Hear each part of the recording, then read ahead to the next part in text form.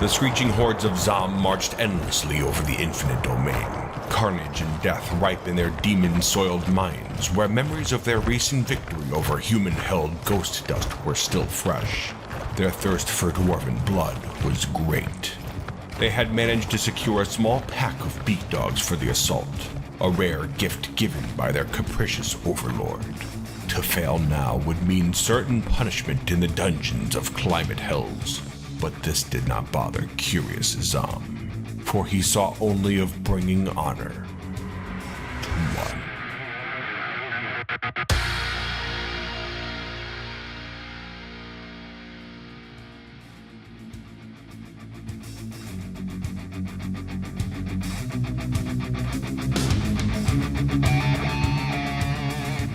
Well, hello you bearded bastards, and welcome back once again to Testar Saxul, Crimsontrumpets.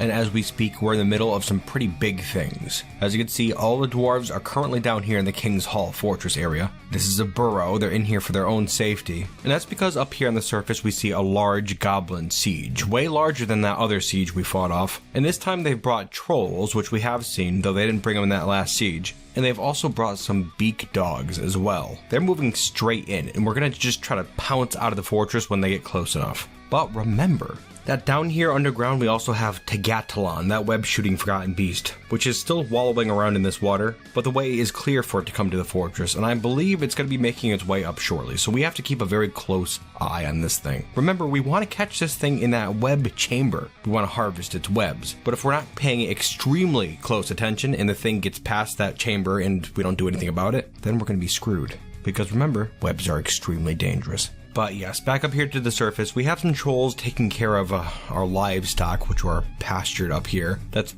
pretty unfortunate, but we weren't in love with most of these animals. Just some strays brought in by the migrants for the most part. The goblins have unfortunately already killed a dwarf that we can see up here on the surface, but I mean, there's not much we can do about that right now. I was really hoping they'd be a bit more clustered up than this right here, but no luck on that. If we send out the dwarves right now, then the dwarves, they run a pretty good risk of just kind of scattering across the surface, which wouldn't be good, but I mean, not much we could do about it, I suppose. We could wait for them to come down to the fortress, but that would also risk us losing all of our war dogs, which would be not so stellar. We'll give them another minute, I think, see how we feel. Something I thought was particularly cool is that up here on the surface we see this goblin, Zom Nosoan, who is apparently a lord consort. Very interesting. It's a high-ranking goblin. I imagine they're the leader of this attack. Something else is that this goblin is not armed with a weapon, but is instead holding a book, which is very strange. Not too sure how well they're going to do with that. The book is entitled, Do You Know Nuslu Malintame? I'll tell you right now, that book better be pretty heavy because, I mean, frankly, I don't think it's going to make for a great weapon unless that's the case. Regardless, goblin literature can't hold up to Crimsontrumpets' copper and silver. I'll tell you that much right now. Yeah, I don't want to let this guy get away. We're going to come up here and absolutely steamroll these goblins shortly. Looking down here in the fortress, it looks like our dwarves have already fought off a beak dog and a troll. A couple of early scouts trying to make their way down. I am not ordering the dwarves out quite yet, though. We have to hold, just for a little bit longer. Really wait till those goblins group up outside. It'll be worth it, I think. But yeah, so speaking of beak dogs, we should probably have a look at one of these things, huh? There are a whole bunch of them, and they are some pretty powerful predators. I have a feeling we're going to be seeing a whole bunch of them. A beak dog is a creature from the evil swamp. It resembles a squat, wingless bird with a powerful beak and legs. Its blotchy skin is brightly colored. Their skin is striped red, orange, yellow, green, blue, indigo, and violet. Their eyes are black. Brightly colored, hateful creatures. I do believe they have the barest spark of intelligence, just judging by their demeanor, but it is hard to say what's going on in there. Mostly. Goblins tend to use them as war mounts and for food, although the ones in this particular raid don't appear to be mounted at all. They're just kind of like attack animals. Speaks to the ineptitude of their leader, I think. Also, another thing I have to know is that the trolls that have come with these goblins here, well, I mean, we've seen trolls before. Usually they're just kind of bestial monsters that we encounter down in the caves. And, I mean, these ones aren't much different at all, but they, you know, they live with the goblins, these ones. And if you take a glance at them, it shows. They're all fully clothed in large clothing, mostly leather. Strangely, a lot of them are wearing clothing made out of troll fur, just woven troll fur. Goblins tend to shear these beasts and use troll fur for their own clothing, but the trolls also wear it too.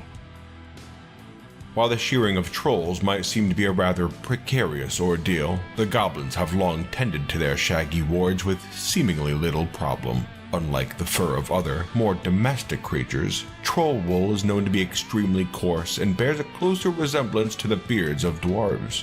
Notoriously difficult to work with, when handled correctly, troll fur garments can be as tough as leather and are astonishingly water resistant. Though, in order to collect this unique material, one has to deal with trolls, not something non-goblinoid races tend to be able to handle.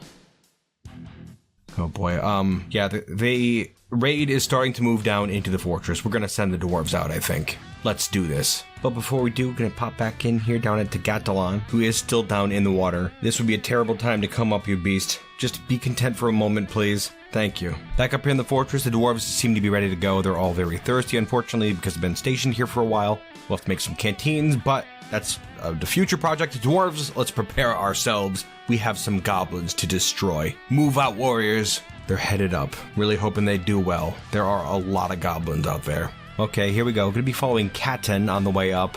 He appears to be leading the pack. Eager for a fight. Oh yeah, it's gonna be a good one. We can see all the dwarves grouping up now.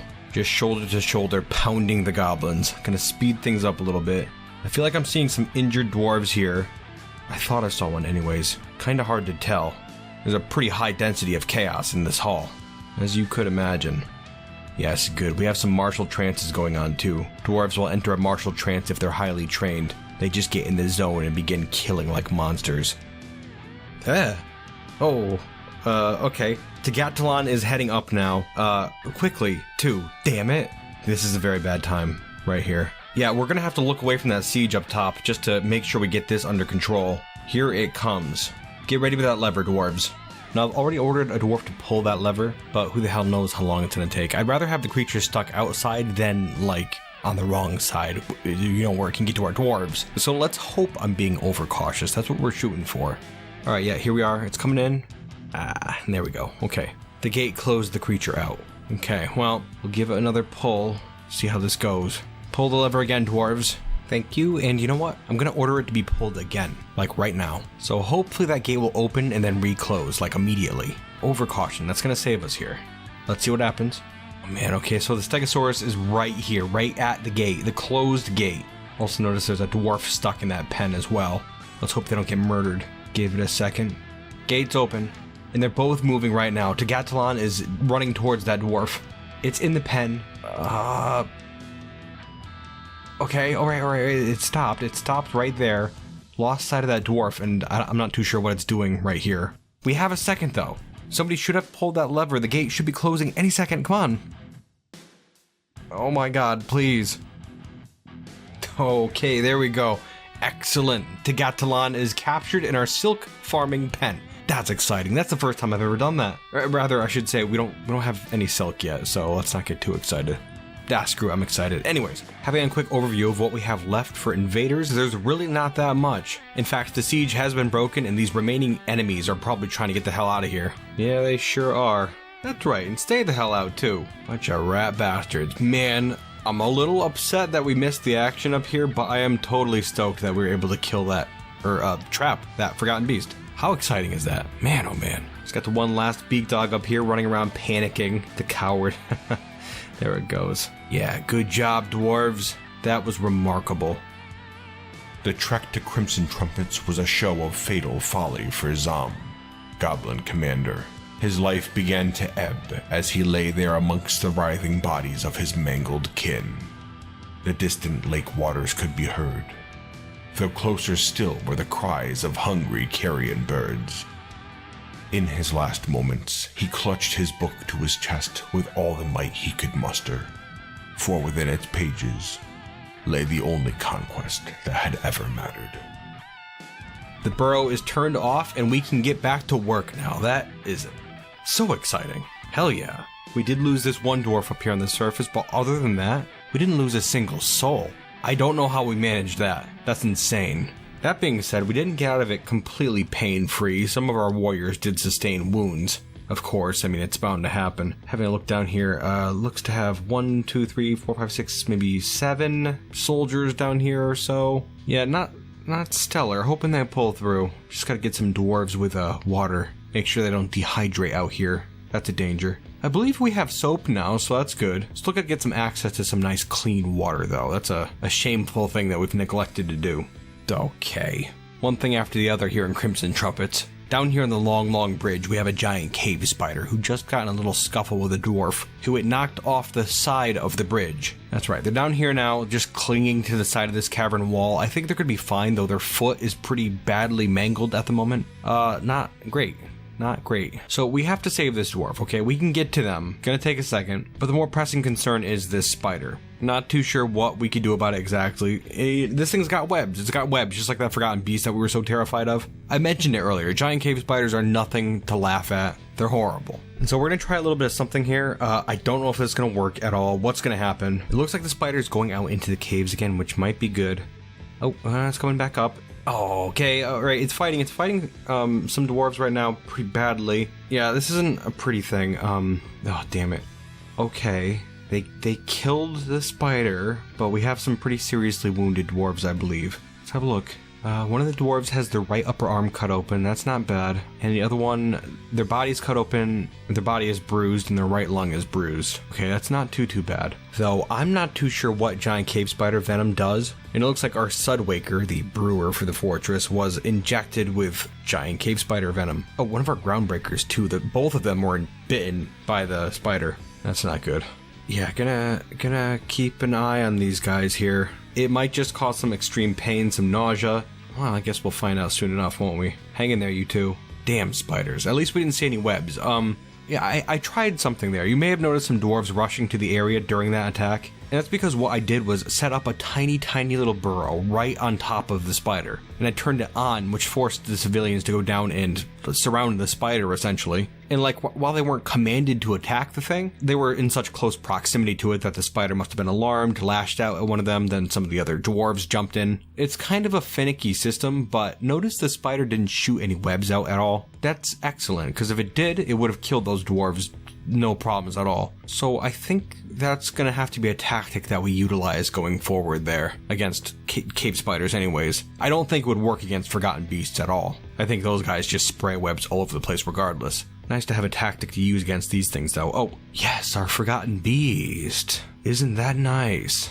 Alright, I'm gonna play around with this guy for a second. First thing I'm gonna want to do is have a dwarf come over here and pull this lever. You can see on the right side of that hallway that the forgotten beast is in, there's a wall of fortifications that dwarves can see through. If they catch a look at this forgotten beast, the forgotten beast will freak out, the dwarf will freak out. It's just not going to be a good time for anybody. So I'm going to try to pull this lever and get that bridge over there closed up. That'll act as a wall. Nobody will be able to see that forgotten beast.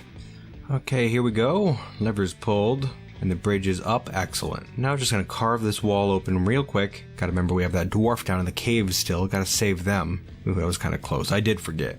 Careless. They appear to be doing okay though, that's good.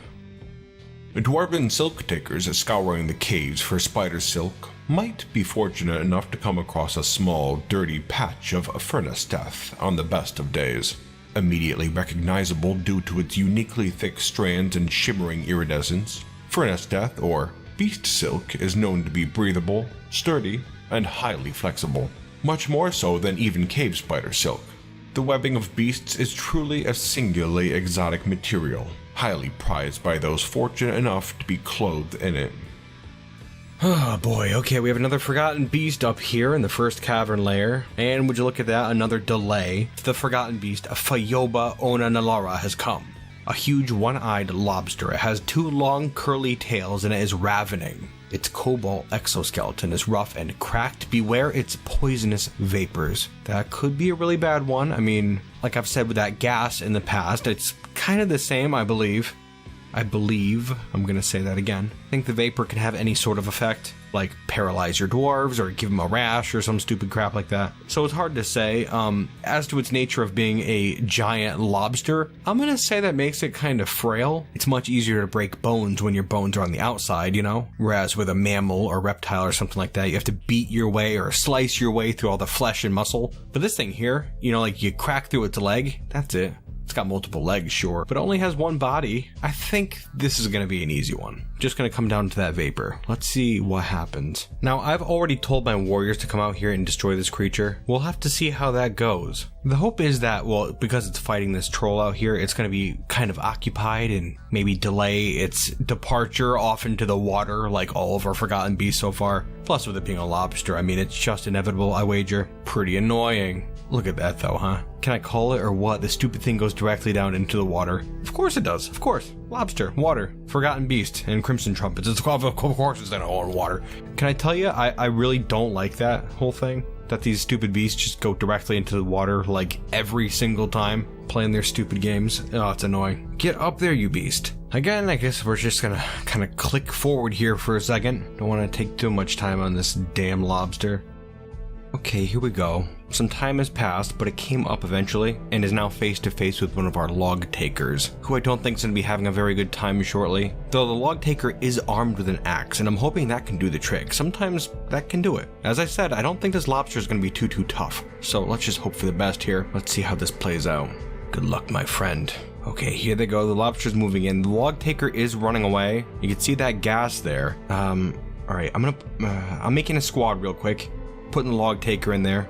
That'll make them a bit more aggressive, but it doesn't appear to be working too well. Yeah, the log taker's down. Wasn't much of an issue, really. Well, that being said, I believe they got a few good hits in. The lobster was already kind of damaged. It got in a fight with a Gorlak out in the caves. And really, I'm surprised the Gorlak did as much damage as it did. But between the Gorlak and this dwarf, it just was not enough. Crap. Yeah, and it goes back out into the water. Excellent. Wonderful. Skipping ahead again, I guess.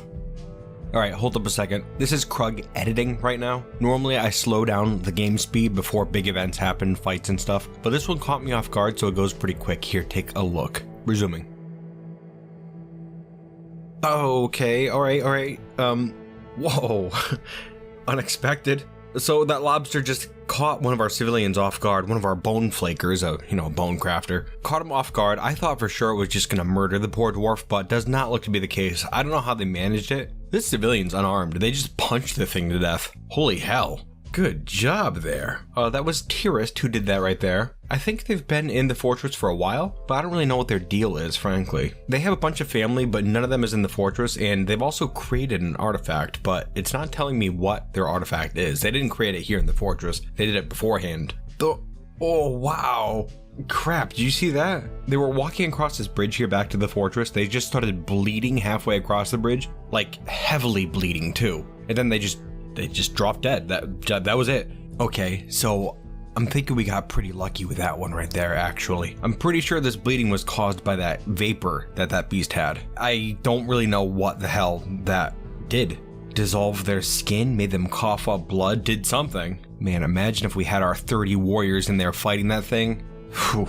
That would have been some bad business right there. Poor Tyrist. I mean, alright, they're a hero. We have to acknowledge that fact. Man, oh man, memorials. We need to make some memorials. Stuff just keeps piling up, doesn't it? So much stuff to do. Tyrist, thank you so much for this. You saved our entire military and probably the fortress too. Your sacrifice was not in vain.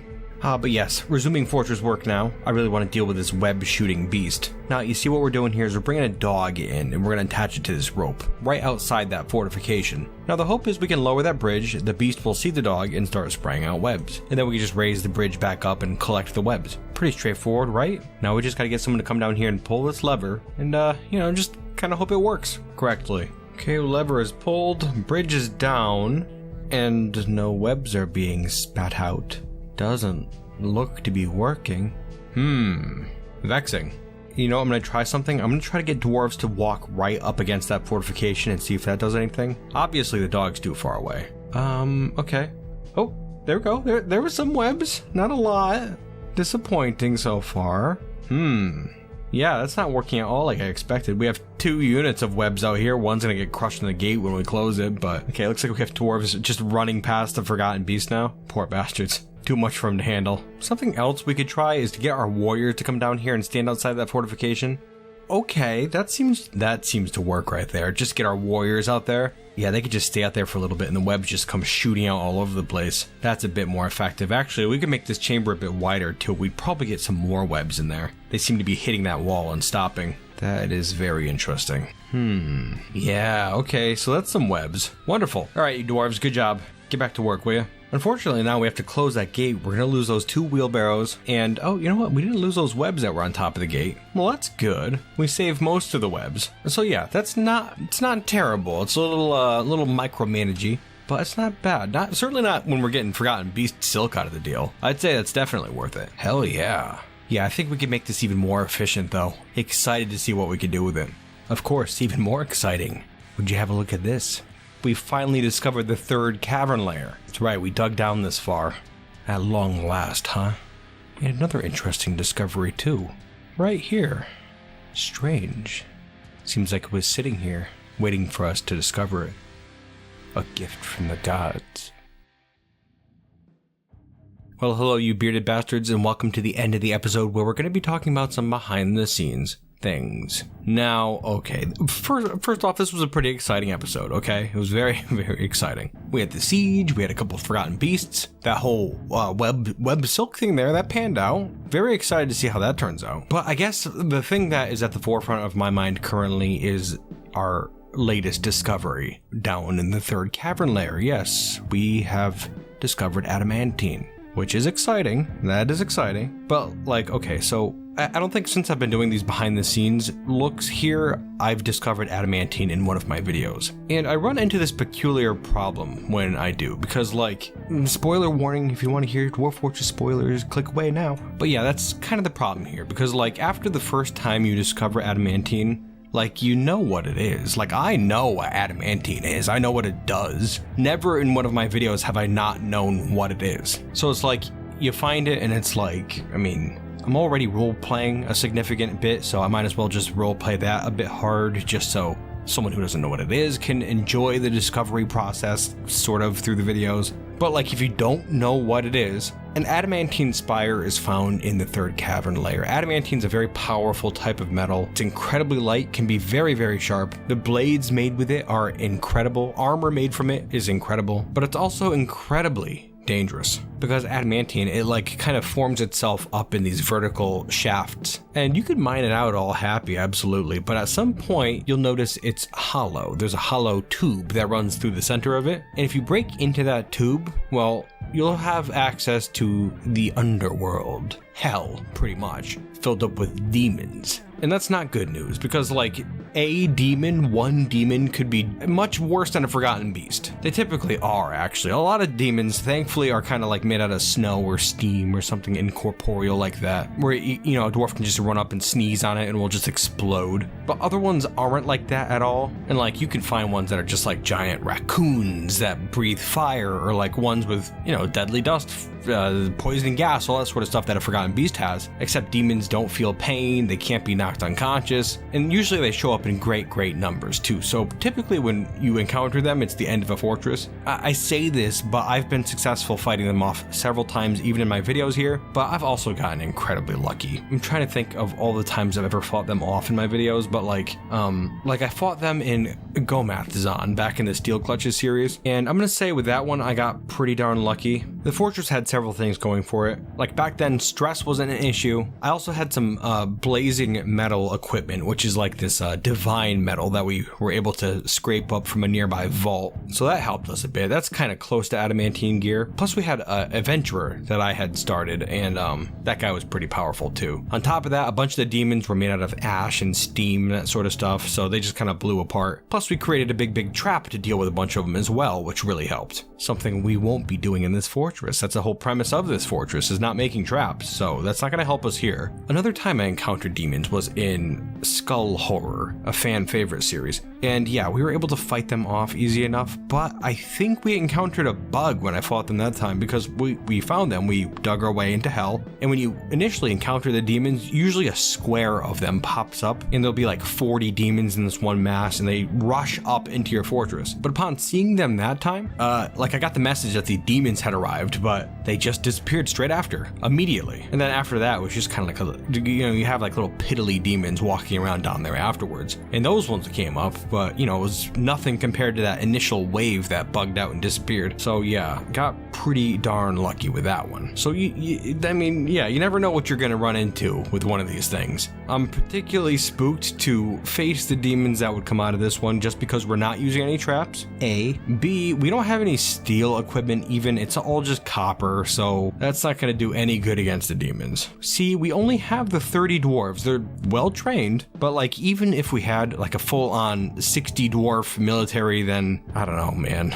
We would suffer some pretty big losses, and like I don't feel like we've scratched the surface even. So I'm not too sure what we're gonna do. Actually, you know what? I know exactly what I'm gonna do. We're gonna have to ask the dwarves what they think we should do. As in, do one of those suggestions things. I go on my Patreon and I ask people what they want to see, and well, I try to make it happen. But yeah, there's a lot of crazy bastards in there, so see how that pans out. I've got a feeling we're gonna be digging into this thing before long, and yeah, just have to see how it goes. Hope for the best. Anyways, my bearded bastards, I thank you so much for watching today. I truly do appreciate it. And I certainly hope to see you next time here in Thestar Saxul, Crimson Trumpets. Let's just hope it's not the last episode, huh? Anyways, until then, you bearded bastards.